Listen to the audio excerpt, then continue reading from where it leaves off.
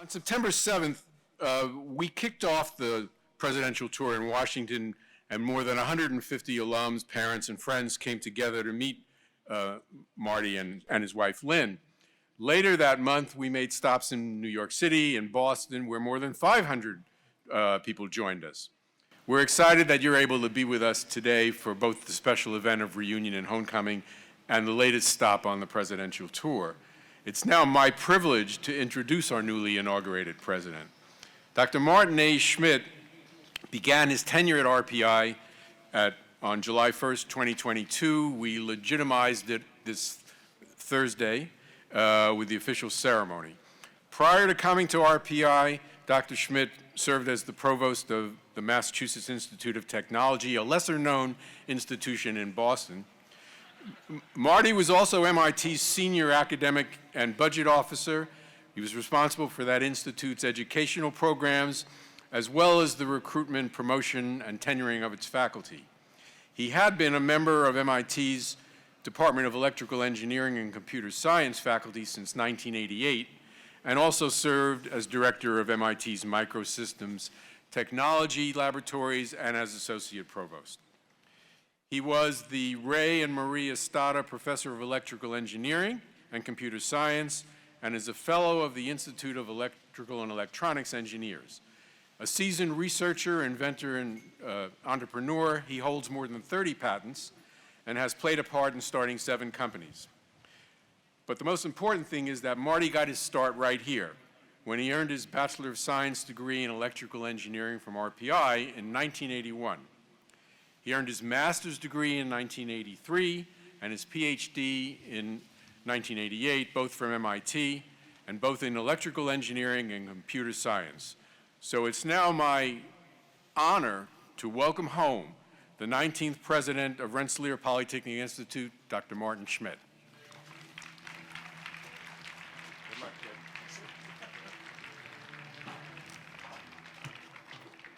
Thank you, Arthur. So to preempt the question that we get asked every time we are out, yes, the dogs are here.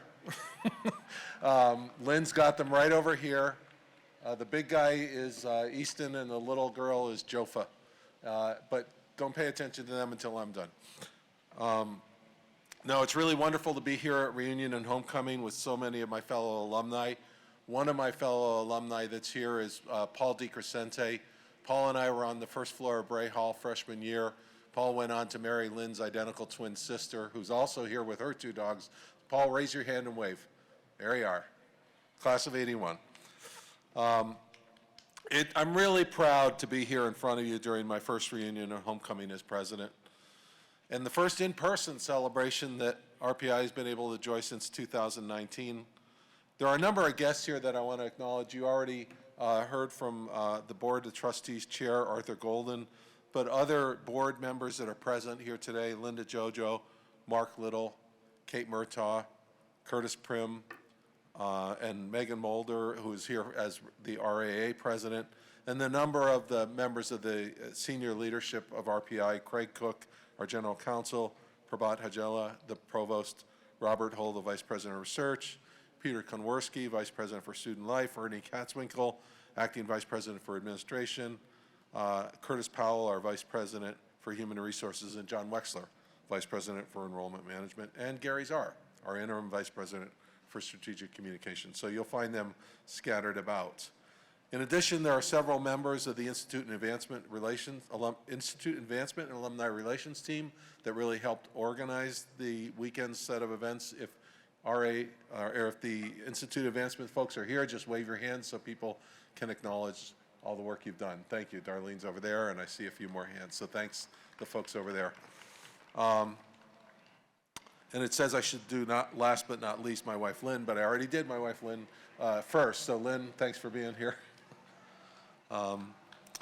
Okay, so first of all, a few acknowledgments. Lynn and I last night had the pleasure of meeting with the new members of the 50-year reunion club, and we're celebrating 3 years of classes.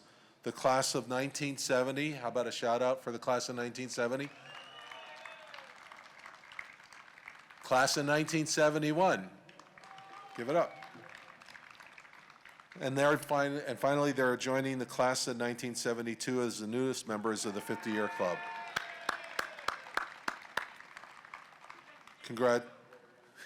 Congratulations.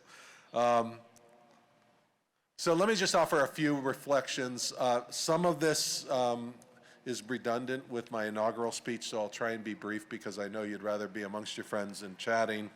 But it's just been really a thrill. I think, actually, let me double check that. Yep, it's 99 days as president, but who's counting? And in my 99 days, I've been doing a lot of meeting and greeting people. I've met with over 1,000 members of the community, faculty, staff, and students, really just to understand what it is they love about RPI and where they hope to see RPI go in the future. You know, I came to RPI as a 17-year-old kid from northeastern Pennsylvania. It was a wonderful experience for me.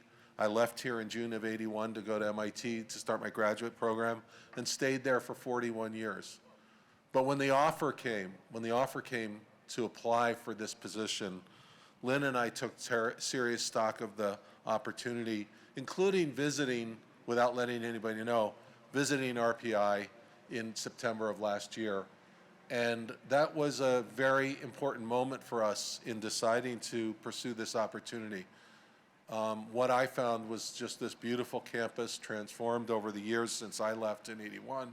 But in addition, in the region, and particularly downtown Troy, was just so impressed with how things have developed. And for me, it just means this place is ripe with opportunity and possibilities. And that's what, at the end of the day, makes it so exciting to be back, as well as, of course, being an alumni of RPI. Tonight, we'll go to see the hockey team play. You know, spending our time as a student here going up to the Houston Fieldhouse is certainly, I think, a memory we all share as alumni. In fact, it's very interesting. Lynn and I were dating when I was a student here and she was a student in Washington, D.C. But in fact, Lynn likes to point out that the first in-person hockey game she saw was at the Houston Fieldhouse. Little did we realize at the time that our four sons would all play youth hockey, and our youngest son, Danny, are they here, Lynn? No, they're still sleeping. They were out late. Our four sons all played youth hockey, Danny finishing his career, and Lynn's last game as a hockey mom when they won the state championship in Massachusetts. So hockey runs deep for us, and that's just another one of the silver linings of coming back to RPI. As Arthur mentioned, I believe we've been on the road. We've visited Washington, D.C., New York, and Boston. We'll be going, I think, next to, forget where, California. Yeah, who could forget California? And we'll be going to a bunch of cities. And it's been really terrific hearing from the alumni and getting to know you. And so I'm really pleased to have received that as well.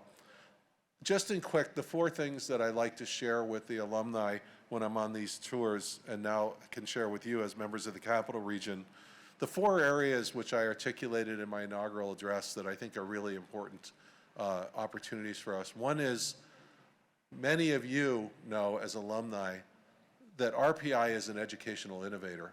It is an institution where I believe innovating in educational pedagogy is in the DNA of this place.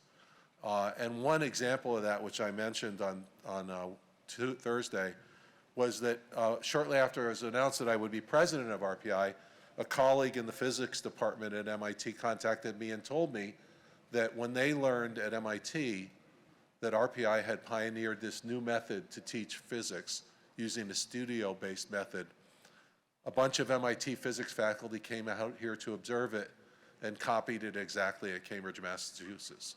At MIT. And so in the past decades and until today, MIT teaches physics the RPI way.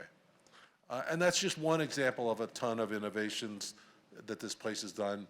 And I believe there's an opportunity for us to really seize that mantle and do even more. And so I'm excited to see us move forward in advances in education.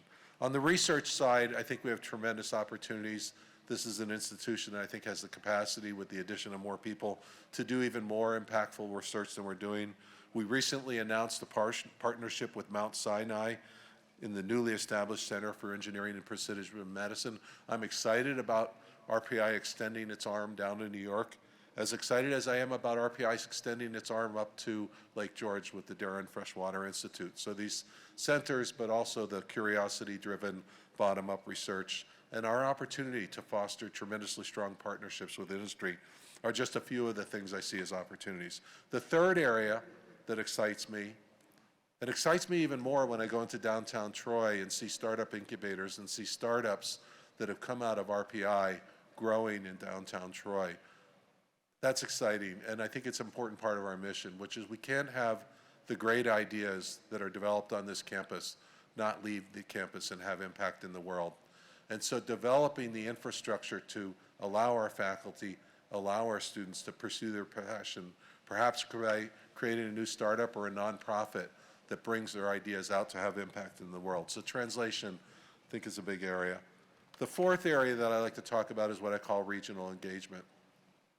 In my 41 years at MIT, when I first arrived there in June of '81, I took the subway station to Kendall Square, took the stairs above ground. What I found was a diner, a number of empty parking lots, and some abandoned old candy factories. That was 1981. Today, if you go to downtown Cambridge and Kendall Square, you'll find a much transformed area, a vibrant biotech ecosystem. That did not happen by accident. Institutions like MIT and Harvard played an active role in promoting the economic development of the region. And I, in fact, believe that RPI has not only an opportunity but an obligation to advance this region economically by seeking new partnerships with partner institutions to advance each other, but also the region. I truly believe all boats rise when that happens. The last thing is that I think is really critical in everything that we do at RPI, that we strive to make this the most accessible, welcoming, and inclusive community it can be, so that we can get the benefit, all those diverse perspectives in everything we do.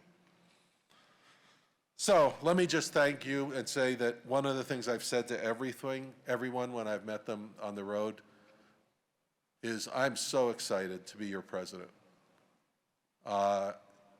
That's not to say we are not without our challenges, but those challenges present tremendous opportunities for this institution.